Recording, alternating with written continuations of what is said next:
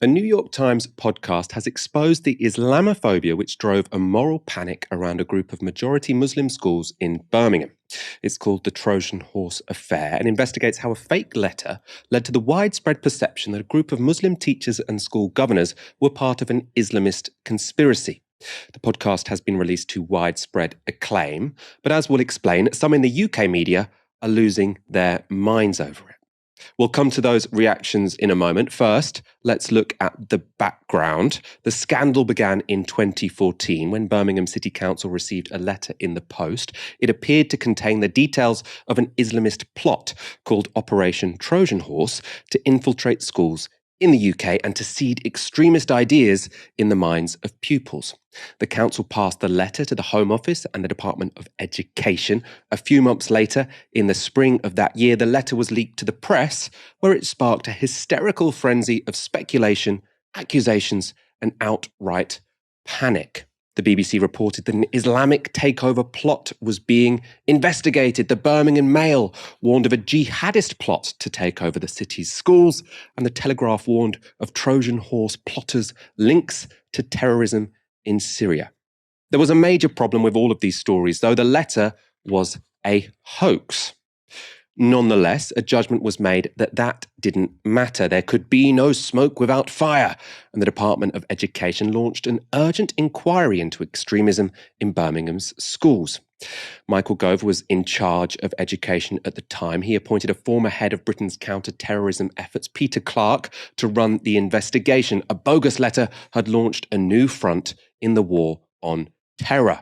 In the end, the investigation found no evidence of extremism, terrorism, or radicalisation in any school, but a subsequent Ofsted inspection would criticise some teachers for attempting to apply undue religious influence on their pupils. Given we are a country where denominational schools are seen as perfectly acceptable, this is a long way from the Islamist plot the media had warned about, but news crews still camped out in school playgrounds on the release of Ofsted's verdict. Do you accept there may not have been a Trojan horse plot, but there seems to have been a group of governors and male teachers who have wanted to perhaps turn this more into a faith school? That is effectively what's happened. Well, that's a very, very different issue from an extremist plot. And of course, the reason why we've got the national... But it's still a serious issue because that's not what is supposed to be going on here. But I think we need to first and foremost say that this was a serious accusation, and we need to at least reflect on the fact that despite a dodgy dossier with no evidence found, a draconian... But there are still very serious allegations. I mean, what on earth was a secular school taking a whole busload of children off to Saudi Arabia for? I mean, at taxpayers' expense. What's that got to do with British values? Well, in the same way, if we went to France or Spain or anywhere else, the whole world, you can't say that. No, okay, come on. What is the justification for taking a busload of children at vast expense, £47,000, to Saudi Arabia? What British values are enshrined in this? Because I don't represent the school. What I've come. Well, let me ask you. What is there? What's that got to do with a secular state school? What has going to any normal school, going to any other trip? 99% of our children in this school are Islamic faith. They are Muslim children. It is chosen by the parents of what trip they would like the children to go to. And this isn't the first trip that was taken. But this is not a faith school. This is not a faith, If absolutely. The mosque wants to take them to Saudi Arabia, that's a different matter. But then why did Ofsted not criticise this in the 2013 report? If Ofsted had made this crystal clear in 2013 report that we do not like it, maybe wouldn't have gone ahead. My daughter went on this trip. This trip in 2013 was praised for its international link. The point raised by the parent in that clip was significant. The fact the schools catered to the faith of the vast majority of their students had previously been praised by Ofsted, who'd granted many of the schools outstanding status. It was only in light of the Trojan horse hoax that these practices were painted in a sinister light. Indeed, many were then put in special measures, and according to The Spectator, who depicted a young Muslim boy with a sword and Quran, students were being taught to hate. Given how huge this so-called scandal was and the massive impact it had, it might come as a surprise that barely any journalistic effort had gone into working out who was responsible for the original Trojan horse hoax. That was until journalists Hamza Saeed and Brian Reed took on the case. And this is from the trailer for the Trojan horse affair. A leaked letter outlining a plot by hardline Muslims. The letter looked to be... Well, Hamza, you want to explain this part?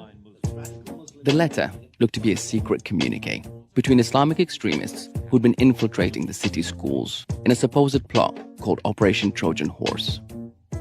The letter was bizarre, unsigned, incoherent, badly Xeroxed, yet still, it sparked one of the biggest school scandals in British history. Government investigators descended on Birmingham. The country beefed up its counter-terror policy. By the time it all died down, schools were revamped, teachers lost their jobs, some people were banned for life from education. The fallout has been huge. Prime Minister David Cameron, as we said, is calling a special meeting of the government's extremism task force. The former head. But what I always found suspicious about this whole affair is that this dodgy letter suggesting extremists were taking over our schools, nobody ever found out who wrote it or why. Remarkably, none of the investigators even tried.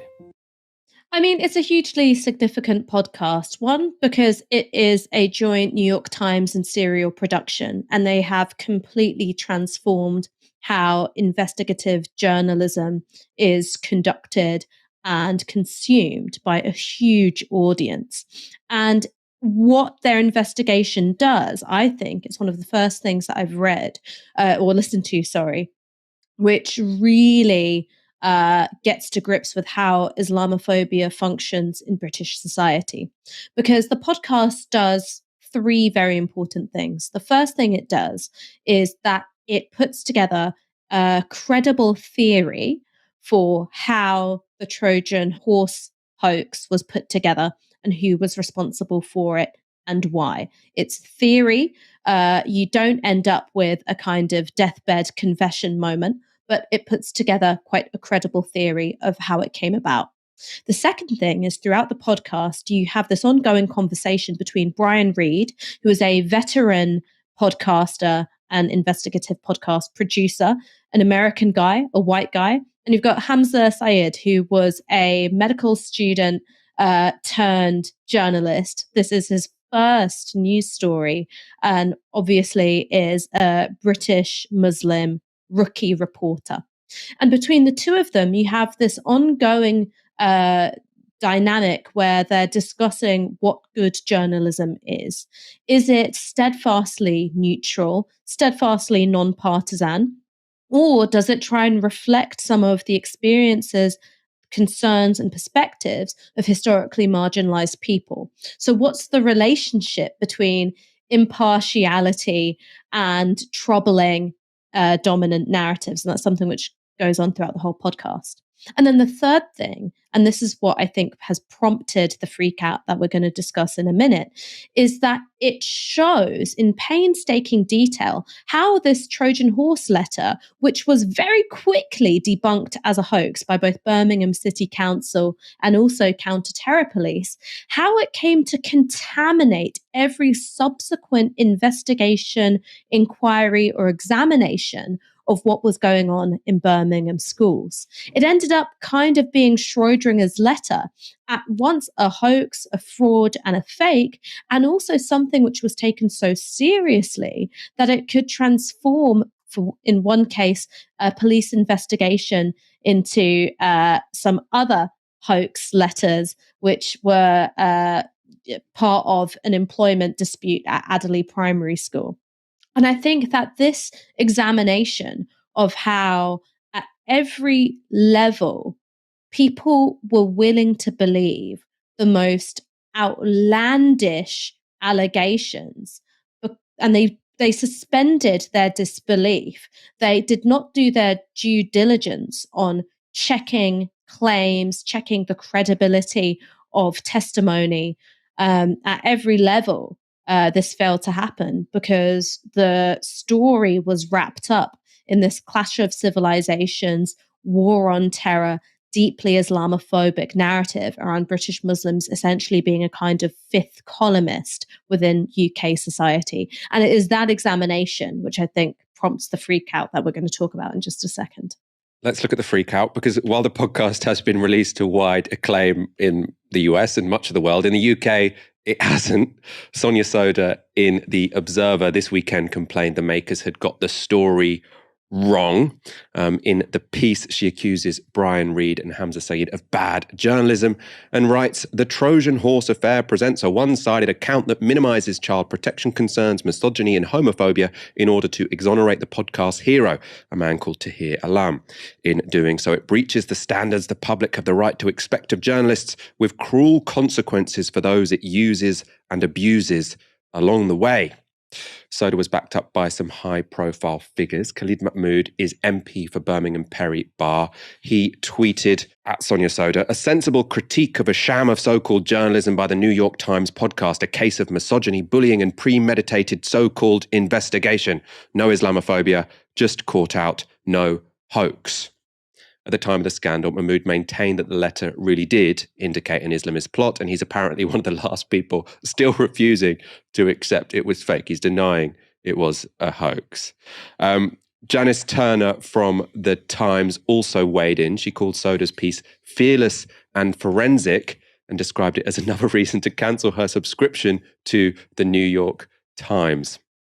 Sonia Soda even got a retweet from one of the podcast's main protagonists, Michael Gove. So you can that shows you how hard-hitting the leader writer at The Observer's journalism is. It's defending government ministers against those nasty headline chasers at the New York Times. Predominantly, the UK press response to the Trojan Horse affair, which is the number one trending podcast in both the US and the UK at the moment, has been to ignore, to diminish the full implications of the podcast and to treat it as a piece of entertainment. Did you enjoy it? Did you not enjoy it? Well, the third thing, which is what Sonia Soda is doing, is smear. Now, I'm not saying that the Trojan Horse affair or any piece of journalism is above scrutiny or rigorous stress testing of any of its claims. The problem with Soda's piece is that it doesn't dispute any of the facts. It tries to present a view of the journalism as being inherently untrustworthy. On Twitter, she sort of condemns by insinuation one of the journalists as being, a kind of violent, misogynist fantasist. And she also, throughout this article, refers to the reports which are discredited, debunked, questioned by the podcast, and refers to them as sources of authority. There's also a lot which is selectively left out of her piece. She talks about two whistleblowers called Sue and Steve Packer, who were teachers at Parkview Academy, and refers to them as being credible and fair. Now, one of the things that the podcast shows is that lots of their testimony wasn't credible and it wasn't fair. Sue Packer, for instance, wrote an anonymous letter to Ofsted before she then wrote to the British Humanist Association, where she talked about the school as being subject to Sharia control. She made allegations that children had said that homosexuals should be burnt alive and thrown out of windows, and that teachers agreed. Now, these were allegations which were not repeated in her letter to the British Humanist Association, which in fact she never repeated again. There's another core part of her complaint, which is that she was forced out of her job after standing up for a Muslim female member of staff who was subject to sexist discrimination. Now, when the podcast goes and asks this Muslim female member of staff, hey, is any of this true? She condemns this as completely nonsensical, completely rubbishes this woman, Sue Packer's account. And there are all sorts of things which show that perhaps not all of their testimony was credible. It certainly wasn't fair. Now, that isn't what Sonia Soda engages with at all. So I think what this speaks to isn't a good faith attempt to stress test the findings of this podcast, and it should be stress tested. There should be, I think, rigorous questioning of the podcast and following up on its claims and its theories. But that's not what Sonia Soda does. Instead, what she does is provide liberal, progressive cover for an Islamophobic conspiracy theory, which is, look, even if the letter is a hoax, you know what these people are really like. And any attempt to question that dominant narrative should be viewed with suspicion. And there's one last thing that I'd say, which is I mentioned that this podcast presents what I view to be a credible theory, or the most credible theory which has appeared so far, for the origins of the Trojan Horse hoax letter. Now, as far as I know, and as far as Hamza Sayed and Brian Reed know, nobody has followed up on this theory.